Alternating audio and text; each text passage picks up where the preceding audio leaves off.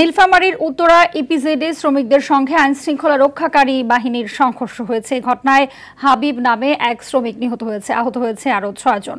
Police জানায়, শ্রমিক ছাঁটাই বন্ধ সহ বিভিন্ন দাবিতে গেল 3 দিন বিক্ষোভ করে শ্রমিকরা।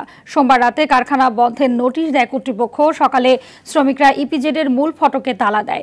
প্রথমে শ্রমিক ও মালিক পক্ষের সংঘর্ষ হয়, পরে পরিস্থিতি উত্তপ্ত হয়ে উঠলে আইনশৃঙ্খলা রক্ষাকারী বাহিনীর সঙ্গে শ্রমিকদের দফায় দফায় সংঘর্ষ হয়।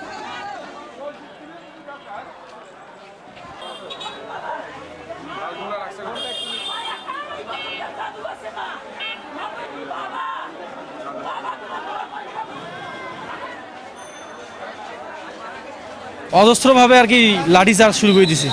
লাঠিচার্জ শুরু করে দেওয়ার পরে আপনার ওখানে পুলিশ এসে, পুলিশও লাঠিচার্জ শুরু করে দিছে।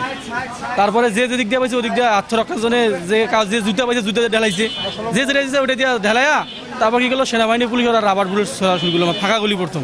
তারপরে ফাঁকা গুলি করতে করতে তারপরে ওরা গুলি চালিয়ে দিছে। আমাদের উপর গুলি বর্ষণ শুরু করে। সেই গুলিতে আহত হয় আমার 2 ভাই, যারা ওখানেই মারা যায়। তারপর তাকে একজনকে তবু এখানে নিয়ে আসা হয়। এখানে নিয়ে এসে আমার ভাইকে ভর্তি করানো হয়।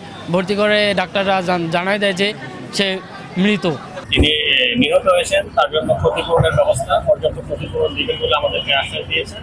এবং যারা আহত হয়েছে তাদের চিকিৎসার ব্যবস্থা করবেন এটা বলা হয়েছে, এবং যত শীঘ্র সম্ভব তাদের প্রতিষ্ঠানটি পুনরায় চালু করবেন বলে আমাদেরকে জানিয়েছে।